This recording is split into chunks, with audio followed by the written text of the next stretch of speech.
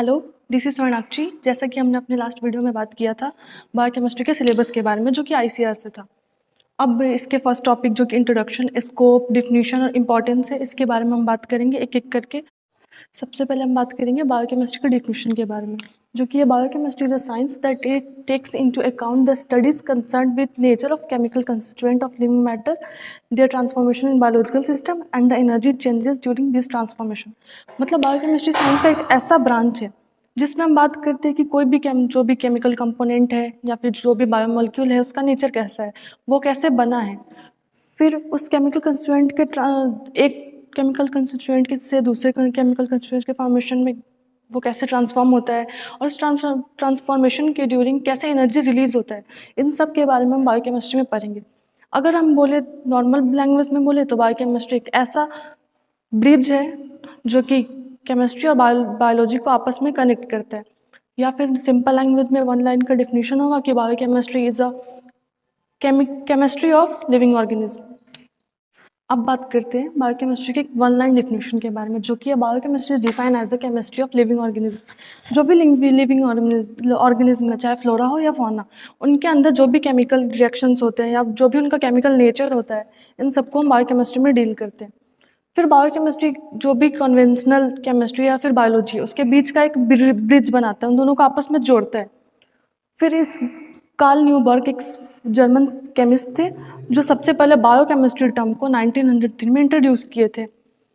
Chemist होता है वैसे पर्सन जो केमिस्ट्री को से डील करते हैं, केमिस्ट्री को पढ़ते हैं, उन्हें केमिस्ट कहते हैं, जो कि और वो जर्मनी के रहने वाले थे, इसलिए वो जर्मन केमिस्ट। तो कार्ल न्यूबर्ग नाम के जो साइंटिस्ट थे, वो जर्मन केमिस्ट थे जो बायोकेमिस्ट्री टर्म को 1903 में इंट्रोड्यूस किए थे। जबकि जो एक फ्रेंच केमिस्ट है, मतलब वो फ्रांस के और केमिस्ट है, मतलब वो केमिस्ट्री से डील करते हैं। तो एक फ्रांस केमिस्ट है एंटोनी लॉरेंट लेवॉइजर नाम के, वो फादर ऑफ बायोकेमिस्ट्री के नाम से जाने जाते हैं। ये सारे टर्म बायोकेमिस्ट्री में बहुत काम आते हैं। अब बायोकेमिस्ट्री के ब्रांचेस के बारे में बात करेंगे। इसका दो ब्रांच होता है, पहला है डिस्क्रिप्टिव बायोकेमिस्ट्री और दूसरा है डायनेमिक बायोकेमिस्ट्री।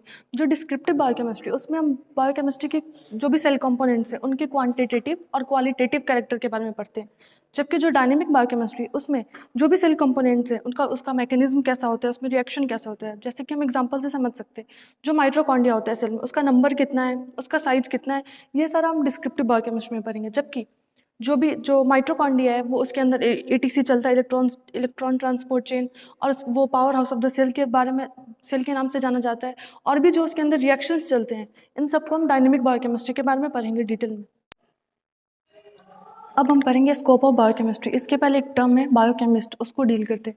बायोकेमिस्ट एक ऐसा इन्वेस्टिगेटर होता है जो फिजिकल, केमिकल और बायोलॉजिकल कैरेक्टर को यूज करके किसी भी सेल कंपोनेंट के बारे में पढ़ाई करता है, उसे हम बायोकेमिस्ट बोलते हैं। और ये बायोकेमिस्ट का स्कोप, इसका मेनली 4 स्कोप है: agriculture biochemistry, animal biochemistry, plant biochemistry और इंडस्ट्रियल बायोकेमिस्ट्री। हम डील करेंगे एग्रीकल्चर बायोकेमिस्ट्री। इसमें एग्रीकल्चर बायोकेमिस्ट्री में वेरियस टाइप के पहले एग्रीकल्चर में सब्जेक्ट्स होते हैं, जैसे कि agronomy, genetics, soil science, horticulture. लेकिन एग्रीकल्चर बायोकेमिस्ट्री में कुछ कुछ को मेन पढ़ना है, जैसे कि सॉइल बायोकेमिस्ट्री। अब सॉइल से बायोकेमिस्ट्री का रिलेशन ये है कि सॉइल का में जो भी केमिकल रिएक्शंस होते हैं, उनकी वजह से सॉइल की फर्टिलिटी पे इफेक्ट पड़ता है या सॉइल के प्रोडक्टिविटी पे इफेक्ट पड़ता है, वो सबको हम सॉइल बायोकेमिस्ट्री के अंडर पढ़ेंगे। उसके बाद आता है डेयरी बायोकेमिस्ट्री। डेयरी मतलब तो पता ही होगा, डेयरी मतलब होता है जो भी कैटल्स का हम रियरिंग करते हैं फॉर मिल्किंग पर्पस, वो सारे डेयरी इंडस्ट्री में आते हैं। तो डेयरी बायोकेमिस्ट्री में हम पढ़ेंगे कैसे जो कैटल है उसके अंदर क्या केमिकल रिएक्शंस चलते हैं, कब उनका ऑक्सीटोसिन बढ़ता है तो मिल्किंग होता है, या फिर और भी केमिकल्स हैं, उन सब के बारे में हम डेयरी बायोकेमिस्ट्री में पढ़ेंगे। उसके बाद आता है न्यूट्रिशनल बायोकेमिस्ट्री। वैसे केमिकल्स जिनसे हमें न्यूट्रिशन मिलते हैं, हमारे बॉडी को न्यूट्रिशन प्रोवाइड करते हैं, वैसे केमिकल्स को हम न्यूट्रिशनल बायोकेमिस्ट्री में पढ़ेंगे। और फूड बायोकेमिस्ट्री में हम जितने भी फूड्स हैं, उनके अंदर कौन सा केमिकल रिएक्शंस होता है, उनका क्या केमिकल नेचर है, ये सारा हम फूड बायोकेमिस्ट्री के अंदर पढ़ेंगे। उसके बाद आते हैं एनिमल बायोकेमिस्ट्री। एनिमल बायोकेमिस्ट्री में सबसे पहला है माइक्रोबायोलॉजी। माइक्रोबायोलॉजी क्या है?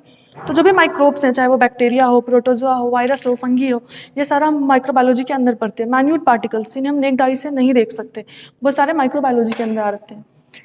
कुछ माइक्रोब्स हमारे लिए बेनिफिशियल भी हो सकते हैं, जैसे कि लैक्टोबैसिलस को ले लीजिए, तो वो कर्ड बनाने में हेल्प करते हैं, तो वो हमारे लिए बेनिफिशियल हो गए। जबकि कुछ ऐसे माइक्रोब्स हैं जो हमें हम प्रोवाइड करते हैं, जैसे हमें कोई बीमारी हो जाता है, कफ एंड कोल्ड, तो वायरसेस की वजह से होता है। और भी बहुत सारी बीमारी है जो वायरस, प्रोटोजोआ या फंगी हमारे स्किन डिजीज कॉज करता है। तो वो हमारे लिए बेनिफिशियल नहीं होते वो माइक्रोब्स। तो इन सारे को हम माइक्रोबायोलॉजी में डील करेंगे। उसके बाद आता है फिजियोलॉजी, प्लांट अपना वर्क कैसे करता है। इसके अंदर प्लांट फिजियोलॉजी के अंदर बहुत सारे टर्म आते हैं, जैसे ट्रांसपिरेशन, उसका प्रोसेस, गटेशन, ये सारा हम प्लांट फिजियोलॉजी में पढ़ते हैं। उसके बाद आता है जेनेटिक्स। जेनेटिक्स एनिमल बायोकेमिस्ट्री का सबसे इंपॉर्टेंट टॉपिक है। इसके अंदर हम सेल के बारे में पढ़ते हैं, जैसे कि सेल साइकिल, सेल डिवीजन, ये सारा जेनेटिक्स के अंडर आता है। या फिर कोई सेल कैसे डिवाइड करके 1 से 2 बनाता है, कोई सेल अपना डेवलपमेंट कैसे करता है, सेल साइकिल चला के, ये सारा जेनेटिक्स के अंदर आता है। उसके बाद आता है वेटनरी साइंस। वेटनरी साइंस मतलब एनिमल से रिलेटेड जो भी इशू होते हैं उन सारों को हम वेटनरी साइंस में पढ़ेंगे। वेटनरी साइंस में एनिमल में जो भी डिजीज कॉज हुआ उसको हम डील कैसे करेंगे, उस एनिमल के डिजीज को हम ठीक कैसे करेंगे, ये सब वेटरनरी साइंस के अंडर हम पढ़ते हैं।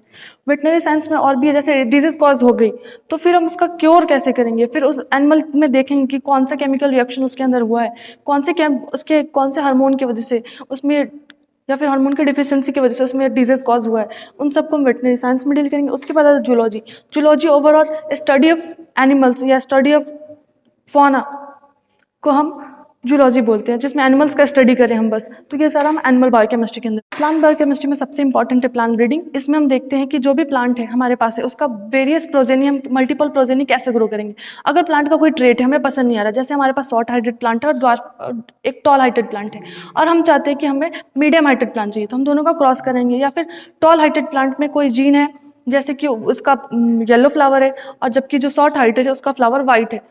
अगर हमें यही चीज़ अपने नेक्स्ट प्रोजेनी में गेन करना है कि एक का टॉल हाइट गेन करना है और दूसरे का वाइट फ्लावर गेन करना है, तो इसका क्रॉस करा के हम मल्टीपल प्रोजेनी बनाएंगे। ये सब हम प्लांट ब्रीडिंग के अंदर पढ़ते हैं। उसके बाद आता है प्लांट प्रोडक्शन। प्लांट प्रोडक्शन में हम प्लांट का कितना ग्रोथ है एक पार्टिकुलर एरिया में, इसके बारे में पढ़ते हैं। उसके बाद आता है प्लांट पैथोलॉजी। प्लांट पैथोलॉजी में वैसे ऑर्गेनिज्म के बारे में पढ़ते हैं जो प्लांट में डिजीज कॉज करते हैं और प्लांट के प्रोडक्शन को हार्म करते हैं, उसके इल्ड को हार्म करते हैं, और फिर उस ऑर्गेनिज्म के मैनेजमेंट को भी हम प्लांट पैथोलॉजी में पढ़ते हैं। बहुत सारे माइक्रोब्स हैं जो प्लांट में वेरियस डिजीज कॉज करते हैं। उसके बाद आता है फॉरेस्ट्री। फॉरेस्ट्री में मल्टीपल ट्रीज के बारे में बात करते हैं, जैसे कि सरब हो गया, हर्ब हो गया, वुड ट्रीज हो गया, ये सारे फॉरेस्ट में ग्रो करते हैं। इन सब के बारे में हम फॉरेस्ट्री में डील करेंगे।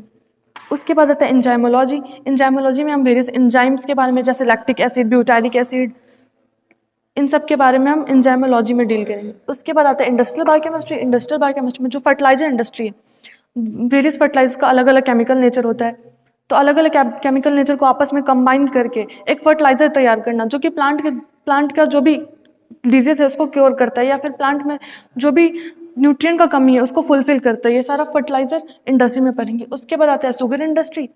शुगर इंडस्ट्री में मेनली जो शुगर केन होता है उससे हम लोग शुगर कैसे कन्वर्ट करते हैं, जो शुगर कैन का जूस होता है उससे हम शुगर का क्रिस्टल कैसे फॉर्म करते हैं, ये सारा हम शुगर इंडस्ट्री में पढ़ेंगे। उसके बाद आता है लेदर इंडस्ट्री। लेदर इंडस्ट्री तो आपको पता ही होगा, जो भी एनिमल्स हैं, बहुत सारे एनिमल्स हैं जिनके स्किन से लेदर बनता है, जैसे स्नेक हो गया, इन सब के स्किन से लेदर फॉर्म होता है। लेदर से बहुत सारी चीज़ बना जाते हैं, जैसे कि leather shoes, leather belt, leather bags. अब लेदर का कॉस्ट भी बहुत हाई है क्योंकि एनिमल स्किन से बनता है। इन सबको हम लेदर इंडस्ट्री में डील करेंगे। उसके बाद आता है फर्मेंटेशन प्रोसेस। फर्मेंटेशन प्रोसेस बहुत सारे जगह है जहाँ केक का बेकिंग होता है, या फिर बियर, ये सब भी फर्मेंटेशन प्रोसेस से ही बनता है। जो बैक्टीरिया है सैक्रोमाइसिस सर्विसी, उसके हेल्प से हम केक का फॉर्मेशन करते हैं। या फिर बहुत एक ईस्ट भी है, उसके मदद से हम बियर बनाते हैं। टोड एक ड्रिंक है, उसको भी बनाते हैं। तो ये हो गया बायोकेमिस्ट्री का स्कोप। वेरियस फील्ड में बायोकेमिस्ट्री का बहुत सारा स्कोप है। नेक्स्ट लेक्चर में हम डील करेंगे कार्बोहाइड्रेट के बारे में, जैसे कार्बोहाइड्रेट क्या है, कार्बोहाइड्रेट किस चीज़ से बना है, कार्बोहाइड्रेट के कितने टाइप्स होते हैं, थोड़ा बहुत बता देती हूँ। मोनोसाइक्राइड, ओलिगोसाइक्राइड, पॉलीसाइक्राइड, ये सब के बारे में नेक्स्ट लेक्चर में डील करेंगे। कार्बोहाइड्रेट क्या है, उसका इंपॉर्टेंस क्या है हमारे डे टू डे लाइफ में, एक ह्यूमन में या फिर एनिमल में कार्बोहाइड्रेट किस फॉर्म में रहता है, प्लांट में कार्बोहाइड्रेट किस फॉर्म में रहता है, प्लांट से ह्यूमन जब लेता है या एनिमल जब लेता है तब कार्बोहाइड्रेट कैसे ट्रांसफॉर्म होता है, कैसे वो हमारे सेल के अंदर आके हमें एनर्जी प्रोवाइड करता है, कार्बोहाइड्रेट का सोर्स क्या क्या, ये सब हम नेक्स्ट लेक्चर में डील करेंगे। Thank you. वीडियो अच्छा लगा हो तो चैनल को लाइक करें, कमेंट करें और शेयर करें, और जो भी क्यूरीज हो आप कमेंट में डाल दीजिएगा, मैं उसे क्लियर कर दूँ।